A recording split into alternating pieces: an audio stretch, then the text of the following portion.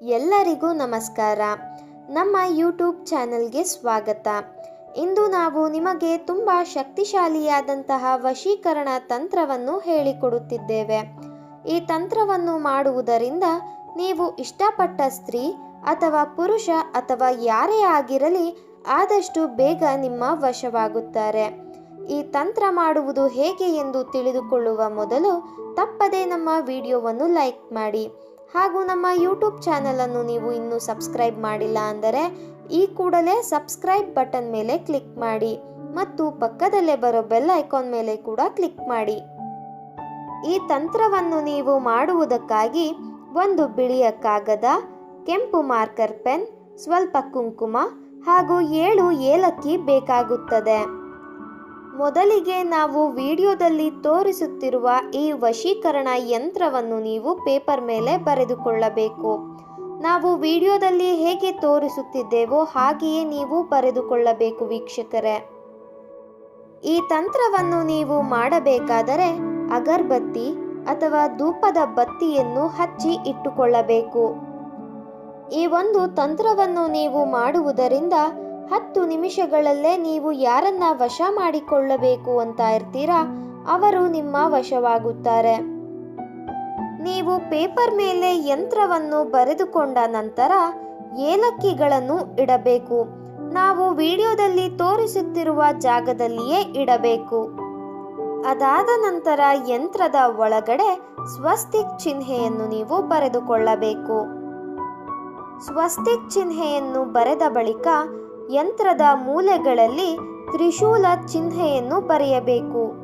ಅದಾದ ನಂತರ ಯಂತ್ರದ ಕೆಳಗಡೆ ನೀವು ಯಾರನ್ನ ವಶೀಕರಣ ಮಾಡಿಕೊಳ್ಳಬೇಕು ಅಂತ ಇರ್ತೀರಾ ಅವರ ಹೆಸರನ್ನು ಬರೆಯಬೇಕು.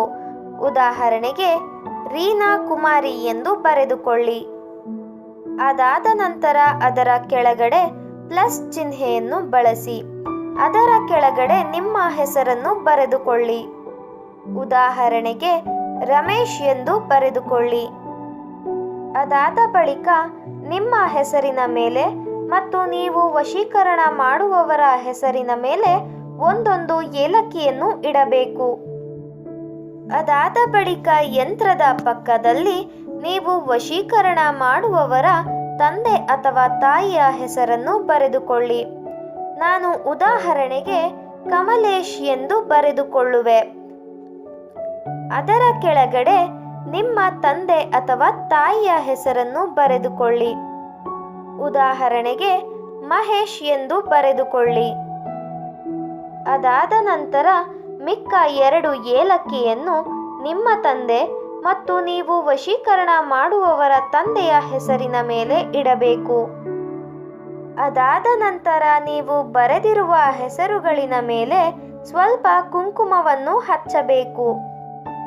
ನಂತರ ತುಂಬ ಶ್ರದ್ಧೆ ಭಕ್ತಿಯಿಂದ ನೀವು ಬರೆದುಕೊಂಡ ಯಂತ್ರಕ್ಕೆ ಪೂಜೆಯನ್ನು ಸಲ್ಲಿಸಬೇಕು ಹಾಗೂ ಕರ್ಪೂರದ ಆರತಿಯನ್ನು ಸಹ ಮಾಡಬೇಕು. ಪೂಜೆಯನ್ನು ಸಲ್ಲಿಸಿದ ಬಳಿಕ ನೀವು ಯಂತ್ರವನ್ನು ಬರೆದಿರುವ ಕಾಗದವನ್ನು ಪುಟ್ಟದಾಗಿ ಮಡಚಿಕೊಳ್ಳಿ. ಯಂತ್ರವನ್ನು ಬರೆದಿರುವ ಕಾಗದವನ್ನು ನಿಮ್ಮ ದಿಂಬಿನ ಕೆಳಗಡೆ ಅಥವಾ ನಿಮ್ಮ ಜೇಬಿನಲ್ಲಿ ಇಟ್ಟುಕೊಳ್ಳಬೇಕು. ಈ ರೀತಿಯಾಗಿ ನೀವು ಮಾಡುವುದರಿಂದ ನೀವು ಇಷ್ಟಪಟ್ಟ ಸ್ತ್ರೀ ಅಥವಾ ಪುರುಷ ಆದಷ್ಟು ಬೇಗ ನಿಮ್ಮ ವಶವಾಗುತ್ತಾರೆ. ಈ ವಶೀಕರಣ ತಂತ್ರ ನಿಮಗೆ ಇಷ್ಟ ಆದಲ್ಲಿ ವಿಡಿಯೋವನ್ನು ಲೈಕ್ ಮಾಡಿ, ಶೇರ್ ಮಾಡಿ ಹಾಗೂ ಸಬ್ಸ್ಕ್ರೈಬ್ ಮಾಡಿ. ವಿಡಿಯೋ ನೋಡಿದ ಎಲ್ಲರಿಗೂ ಕೂಡ ಧನ್ಯವಾದಗಳು.